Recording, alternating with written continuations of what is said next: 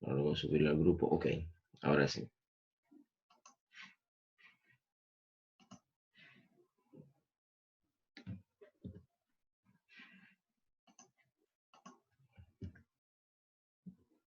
Eh, los miembros armados se utilizan en ingeniería en vigas y columnas. O sea, muchas veces se toman las sesiones de estructurales, se arman con placas metálicas, son muy comunes elementos metálicos, o elementos hechos de madera también, que son compuestos por varias placas, ¿no? Entonces, para conectar esas placas o esas maderas, se requieren de elementos de unión, tal como clavo, perno, soldadura, pegamento, para evitar el deslizamiento, como ya vimos, por cortante. Para diseñar estos sujetadores, entonces, o determinar el espaciamiento, entonces tenemos que determinar cuál es la fuerza que tienen que resistir, que es lo que se conoce como el flujo de cortante, que vamos a ver ahora cómo se puede determinar. Aquí tenemos algunos ejemplos de secciones. Aquí una sección metálica, ¿verdad? Formada por un perfil laminado y tiene en los extremos dos placas, ¿verdad? Esas placas están conectadas al perfil mediante soldadura, ¿no? Aquí se ve la soldadura aplicada, ¿no? Entonces, para nosotros determinar esa soldadura, necesitamos determinar cuál es la fuerza cortante que existe ahí en esa unión. Otro medio de unión podría ser pernos o tornillos, ¿verdad? Como en este caso, tenemos estos tornillos que son los que unen la placa, ¿verdad? Con el perfil. Entonces, debido al cortante, recuerden que tiende a haber un deslizamiento entre un elemento y otro aquí en esta zona, ¿no? O sea que se produce una fuerza cortante en el tornillo, ¿no? O las estructuras o vigas o columnas fabricadas de madera, ¿verdad? Que se unen varias piezas, como en este caso, utilizando clavos, ¿verdad? Como elemento de unión. O también se puede utilizar pegamento, ¿no? Fíjense que aquí hay una unión, ¿verdad? De dos elementos, se genera un cortante. Aquí también, ¿verdad? Y aquí en esta zona, ¿sí? Entonces,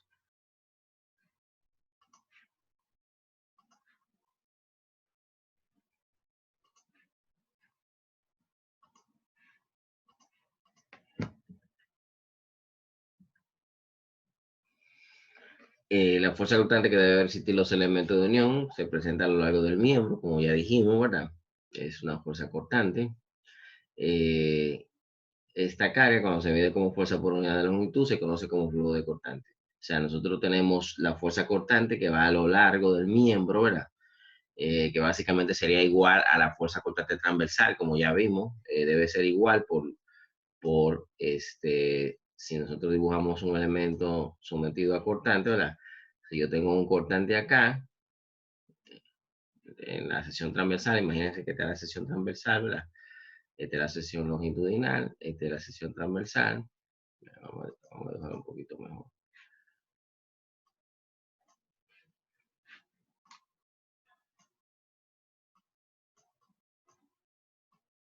Imagínense que tenemos algo así.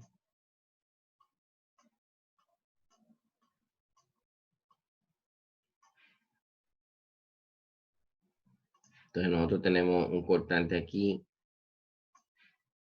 en transversal.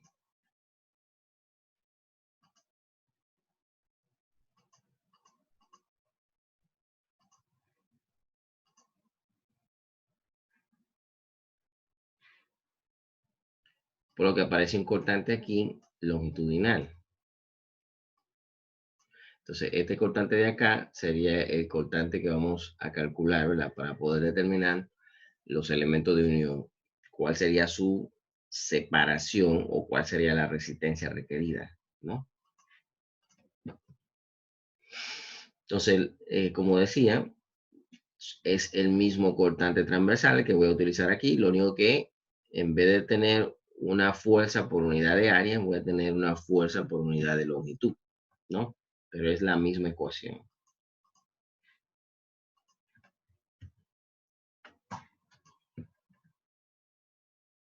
Entonces, fíjense, aquí tenemos, por ejemplo, el elemento, la sección que vimos ahorita de la viga de madera, ¿verdad? Que está formada por 4 elementos conectados mediante clavos.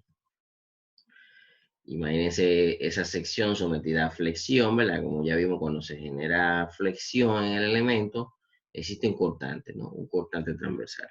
Si analizamos, por ejemplo, este elemento que está acá, la conexión de ese elemento, fíjense que el elemento es este, ¿verdad? Vamos a dibujarlo completo. Y entonces aquí están conectados ambos elementos, ¿no? En esta zona de acá. Así que sería esta zona de acá, ¿no? Esta zona de acá. Aquí se observa, ¿verdad?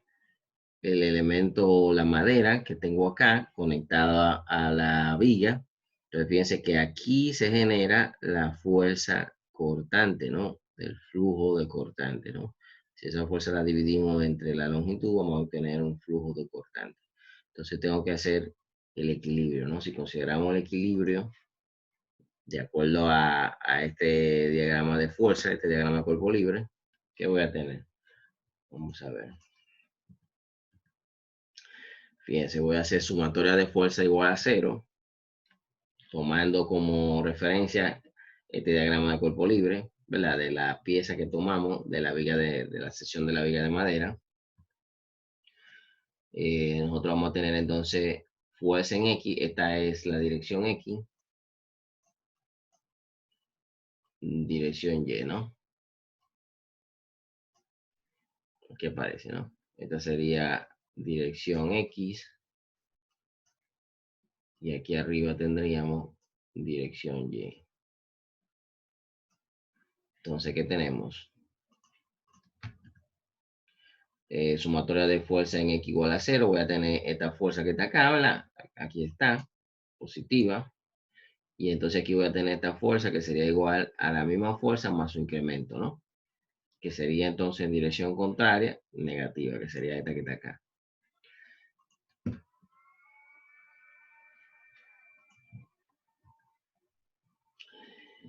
Fíjense que eso genera, ¿verdad? En realidad esas fuerzas vienen de el volumen de esfuerzo, mírenlo aquí donde está, que se genera debido a la flexión, ¿de acuerdo? O sea que en realidad estas fuerzas vienen del volumen de esfuerzo, ¿no? Se supone que aquí actúa un volumen de esfuerzo por flexión, un volumen de esfuerzo normal, ¿verdad? Y de este lado también. Fíjense que de este lado tengo el esfuerzo normal, ¿verdad? Y aquí tengo sigma, y de este lado tengo el esfuerzo normal sigma prima, que sería debido al incremento del momento, ¿verdad?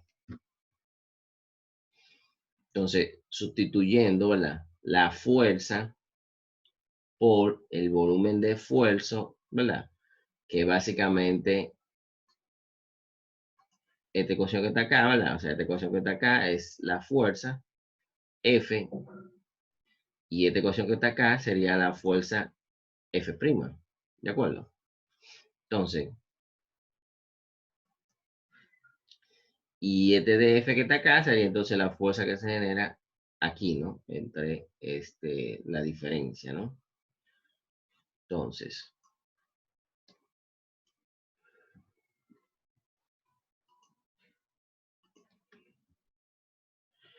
fíjense aquí donde tengo que el esfuerzo, ¿verdad? De este lado, el esfuerzo normal, ¿verdad? De este lado sería el momento entre la inercia por la distancia. Ya esta ecuación se supone que ustedes la vieron, ¿verdad? En resistencia 1, ¿verdad? Y luego entonces el esfuerzo sigma prima sería el momento más su incremento, ¿no? Si sustituimos esas dos ecuaciones, aquí, ¿verdad? ¿Qué vamos a tener? Obtenemos entonces esta ecuación que está acá. Fíjense que básicamente voy a tener este que está acá y esto que está acá es lo mismo, ¿no? O sea, lo único que esté positivo, esté negativo, o sea que básicamente esto que está acá se va a ir con esto, ¿no? Si yo descompongo esta ecuación, ¿no? O sea, esta integral la puedo dividir en dos, ¿no? En una integral que sería m sobre i y de a negativo, ¿verdad? Menos la integral de m y de a. Entonces fíjense cómo esto se va con esto que está acá, ¿verdad? Y solamente entonces me va a quedar esta parte de acá, negativa, ¿no? Y entonces voy a obtener esto que está acá, ¿sí? Que sería esto que está acá. Fíjense que dm y sería constante, por lo que sale de la integral. Y entonces quedaría la integral y de a, ¿verdad? Igual a df.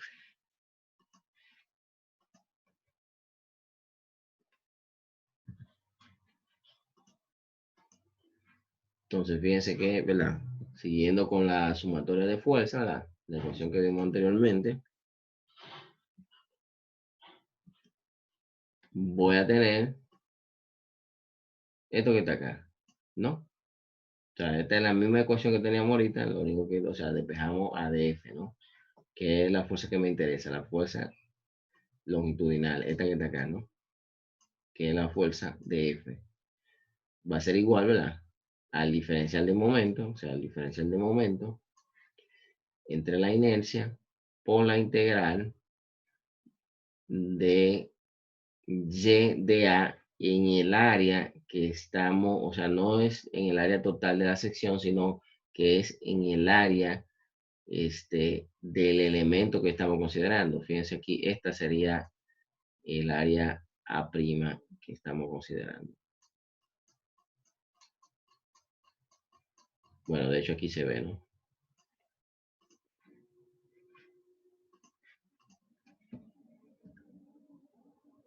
Entonces, eso define, si definimos el flujo de cortante como Q pequeña, igual a la fuerza de F entre dx, lo que decíamos ahorita, que es una fuerza por unidad de longitud, ¿no? O sea, divido la fuerza que calculamos aquí de F entre la longitud, en este caso sería una longitud diferencial de X, ¿qué vamos a obtener? Vamos a obtener lo siguiente.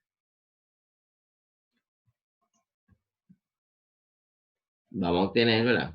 Dividiendo esta expresión que está acá entre dx, o sea, lo que hice fue que puse acá un dx, ¿verdad? En ambos lados de la ecuación. O sea que aquí también yo voy a tener dx. Entonces fíjense que df de x sería igual a q, flujo de cortante. Aquí está. Entonces saco la inercia de aquí del paréntesis, coloco a de x, ¿verdad? dm de x, ¿y qué voy a tener? Fíjense entonces que esto que está acá, esta expresión que está acá, básicamente es igual al cortante, ¿no? El diferencial del momento con respecto a la longitud, básicamente es el cortante en la sección que estamos analizando. Y esto que está acá, que ya lo habíamos visto antes, es básicamente el momento de primer orden del área que estamos analizando. O sea, que sería el momento de primer orden básicamente de esta zona que está acá, de esta área que está acá. ¿De acuerdo? Entonces, fíjense que es muy parecido a la ecuación que ya vimos para calcular el flujo cortante. Lo único que en este caso, ¿verdad? No es un esfuerzo, ¿no? No es un esfuerzo, no es una fuerza por unidad de área, sino que es una fuerza por unidad de longitud. Como vamos a ver más ahora, la diferencia sería, vamos a ver, aquí está la expresión. O sea, finalmente la expresión sustituyendo esto que está acá, que sería el cortante, y sustituyendo esto que está acá, que sería el momento de primer orden, vamos a obtener entonces esta ecuación que está acá, que sería la ecuación para calcular el flujo de cortante y es la fuerza que me permite a mí determinar cuál sería la separación que deben tener los conectores, ¿verdad? Y cuál sería la resistencia requerida. Fíjense que es exactamente muy parecida a la ecuación que vimos para esfuerzo. ¿Sí? La ecuación para esfuerzo cortante vimos que era igual a BQ y T. Lo único que entonces aquí en esta ecuación no tenemos el espesor, no tenemos AT, ¿no? Sino que simplemente tiene I. Y entonces ahí vamos a tener una fuerza por unidad de longitud.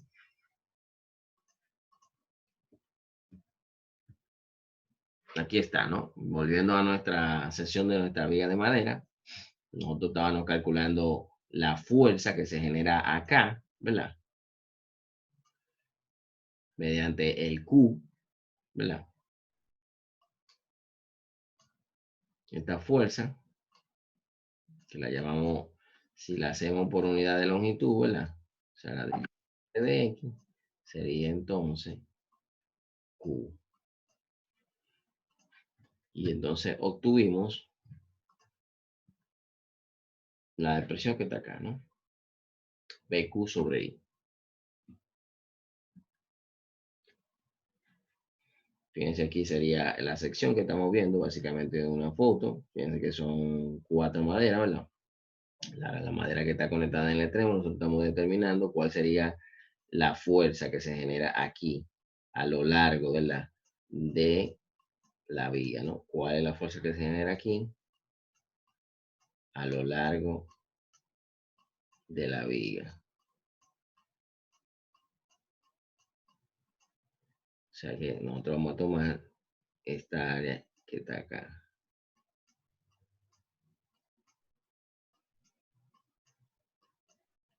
Entonces, fíjense que aquí se genera una fuerza. Esa fuerza me va a permitir a mí poder saber cuál es la cantidad de clavo que requiero. O sea, si voy a conectar aquí con clavo, cuál es la cantidad de clavo o la separación entre un clavo y otro, sabiendo cuál es su resistencia.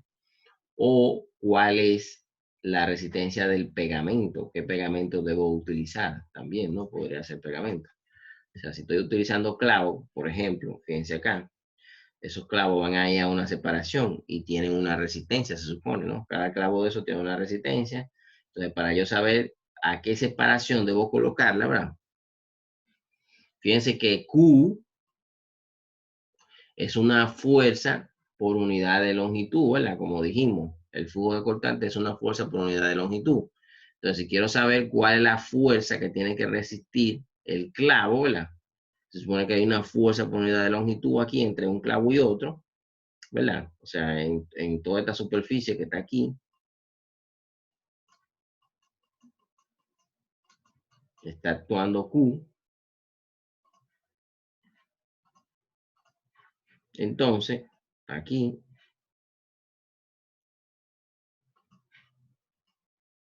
está actuando la fuerza aquí, ¿verdad? Entonces, voy a multiplicar por la separación y entonces me va a dar la fuerza que tiene que resistir cada clavo. ¿De acuerdo? O sea que la fuerza que tiene que resistir cada clavo, aquí está, sería básicamente igual al flujo de cortante Q, ¿verdad? Que es una fuerza por unidad de longitud, por la separación S. Y eso me va a dar una fuerza, que es la fuerza que tiene que entonces resistir cada clavo. ¿De acuerdo?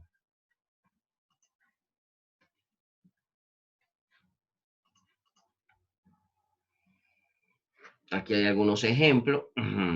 Aquí vamos a decir que lo más crítico sería, pues, fíjense que en la ecuación, en esta ecuación que está acá, ¿verdad? Nosotros tenemos el cortante que es constante en la sesión, o sea que donde yo hago el corte para determinar cuál es la fuerza cortante, eso va a ser constante en toda la sesión, ¿verdad? Igual que la inercia también, ¿no? La inercia es constante en toda la sesión. Lo único que va a variar dependiendo de dónde estemos calculando el flujo de cortante sería Q, ¿no? El momento de primer orden, que sería, vamos a decir, lo que nosotros tenemos que saber determinar. Entonces, fíjense que el Q depende de dónde estemos, como decía, dónde estemos calculando el flujo de cortante, ¿no? Si nosotros estamos calculando el flujo de cortante acá, ¿verdad? Entonces, el Q que voy a considerar sería el de esta área que está acá, ¿de acuerdo? Entonces, calculo el Q o el momento de primer orden de esa área que está ahí, eso me va a dar cuánto es el flujo de cortante acá. Vamos a ver otro ejemplo. Aquí, por ejemplo, igual, o sea, yo voy a calcular el Q de esta área que está acá, ¿no? Y eso me va a dar a mí cuánto sería el flujo de cortante aquí en esta unión, ¿no? ¿Sí? O sea, aquí en esta unión, ¿cuánto sería? Ya vimos que aquí, ¿verdad? Me la da con esta área y aquí me la da con esta área. Pero también lo podría hacer, creo que más adelante está, tomando esta área, ¿no? Para calcular el Q. En este caso, fíjense que esta área me genera un Q aquí y aquí. O sea que yo tendría que dividirlo entre dos, ¿no? Si lo hago con esta área, no, esta área simplemente voy a tener el Q aquí, en esta zona. Igual lo puedo hacer aquí arriba, o sea, en vez de utilizar esta área, podría utilizar esta área para calcular el Q. Cualquiera de las dos, cualquiera de las dos que sea más. Creo que más adelante está. Ah, bueno, aquí está, fíjense. O sea, decía que aquí puedo utilizar esta área, ¿verdad?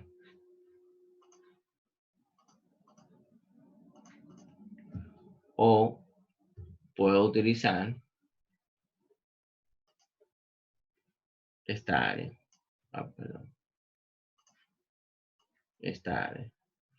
Como decía, fíjense que si utilizo esta área que está acá, parece que se nos está cayendo la sesión. Vamos a tener que abrir. Bueno, faltan todavía 10 minutos. A ver si nos permite terminar la sesión de clase.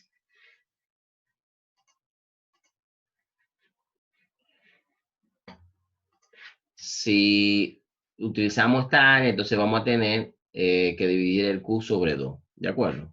Entonces, básicamente la dificultad aquí sería determinar cuánto vale el Q. ¿De acuerdo? Vamos a ver.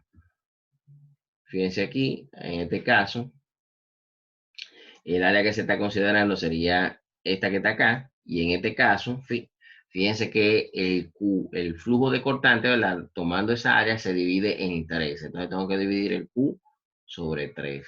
Yo podría también, para calcular ese cortante, ese Q, tomar, por ejemplo, esta área que está acá. Entonces, en ese caso, lo tendría que dividir entre 2, ¿no? O sea, un Q aquí y un Q aquí, ¿no? Lo mismo pasa si tomo esta área que está acá o si tomo esta área que está acá. Cualquiera de esas tres, ¿verdad? La puedo utilizar para calcular mi Q aquí, ¿no? Aquí tendré que tomar entre 2. Voy a tener el flujo de cortante dividido entre 2, aquí y aquí. Y lo mismo pasa acá. Voy a tener el flujo de cortante aquí y el flujo de cortante acá. Para calcular el flujo cortante aquí abajo, podría también utilizar, como en la parte de arriba, podría utilizar esta área que está acá. De acuerdo. Ya sabemos, ¿verdad? Que el Q, ¿verdad? Se calcula como, fíjense que ahorita, vamos a volverlo para acá atrás, eh, definimos el Q, aquí está, como la integral, ¿verdad? De y de a. Pero sabemos que también el Q se puede calcular, ¿verdad? Tomando el centroide del área y multiplicando por el área, ¿no? Es equivalente a esa integral, ¿no? ¿Sí? O sea que nosotros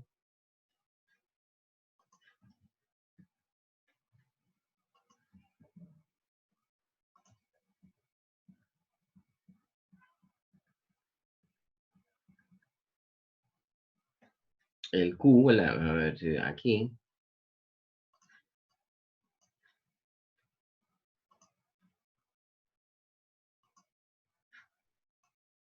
el Q está definido, ¿verdad? Como la integral de y de A, ¿no? Pero sabemos que y del centroide por el área, por el de A, perdón, es igual que esa integral que está ahí, ¿no? Recuerden que cuando calculamos el centroide de una estructura, ¿verdad? Lo podemos hacer como la sumatoria de las componentes por su distancia entre, que es equivalente, ¿no? A,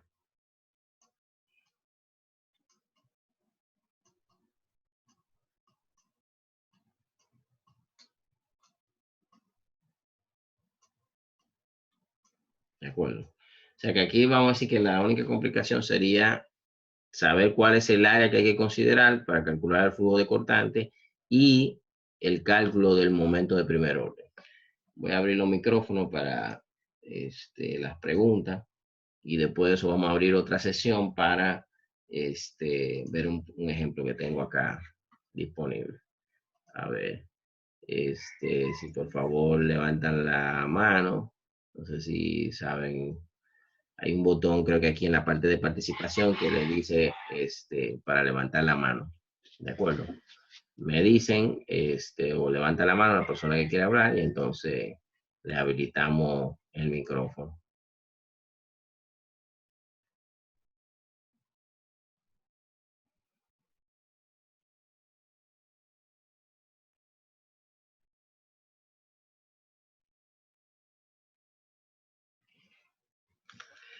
La clase, igual que la anterior, la vamos a subir al Classroom para que tengan acceso.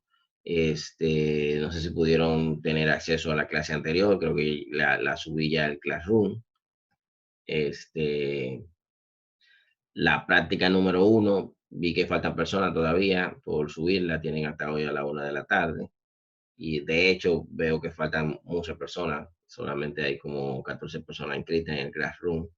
Y se supone que en la sesión, por lo menos en el chat de WhatsApp, hay como 23 personas, ¿no? O sea que faltan personas.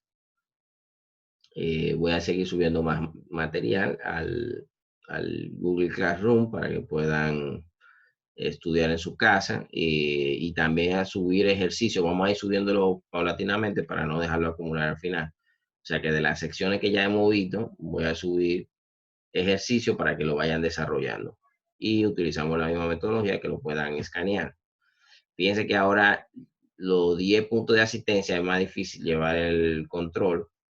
Lo que vamos a hacer es, en el mismo Classroom, vamos a poner preguntas y tareas que van a tener un valor de 10 puntos. Y entonces por ahí se van a ganar los puntos de asistencia. Si usted entra al Classroom y resuelve la pregunta o lo que se haya puesto ahí, con eso usted gana esos puntos. Ya está configurada la parte de calificación. Eh, Tenemos lo mismo que habíamos visto en el curso, ¿verdad? 10 de asistencia, 20 de práctica. Pues 20 de práctica queda muy bueno. Le puse 20 de práctica, porque ahora va a ser más práctica que otra cosa. Hay 30 puntos de parcial.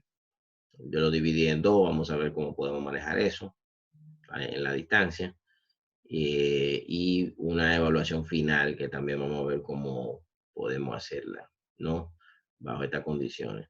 No sabemos si vamos a regresar en este semestre a la universidad. Realmente, por lo menos, se supone que ahora hasta el 30 de abril, ¿no? Se extendió la cuarentena, pero me parece que va a ser más, que va a extender más tiempo. O sea que no creo que podamos regresar al aula a terminar el semestre. Ojalá, pero no creo.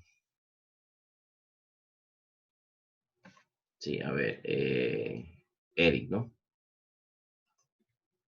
Profesor, en cuanto a las inquietudes, lo más apropiado sería escribirle por el Classroom o se le puede tirar por WhatsApp con Eh, una respuesta rápida.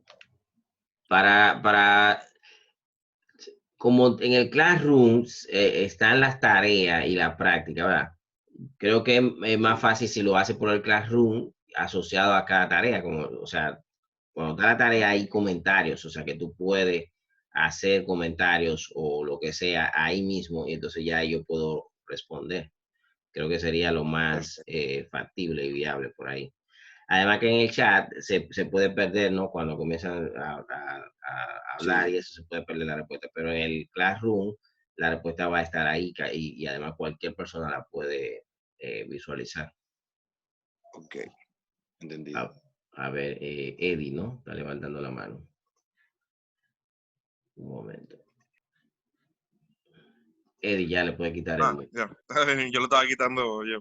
Ok, También en Classroom, o sea, hay una manera de tú preguntarle al profesor, o sea, hay un slide al lado, privado, cualquier pregunta que tú tengas, o sea, te sale que cualquier comentario, pregunta, tú lo puedes decir ahí y le llega privado al profesor y no nos llega todito. O sea, también. yo estaba revisando ayer cuando subí la tarea y, o sea, te sale un comentario, cualquier comentario que tú le quieras hacer o pregunta. Y también tú creo que tú puedes subirle el archivo, creo, también ahí. Sí, de hecho, la tarea, la práctica número 1, la deben de subir ahí al Classroom. Yo le facilité el link de una aplicación para escanear la tarea que se llama CanScanner. Hay otra aplicación, leí como que se tenía cierto problema de seguridad, no sé, pero a mí me ha funcionado perfectamente. Pueden utilizar otras, hay otra que se llama, creo que Adobe Scanner, que la pueden utilizar también.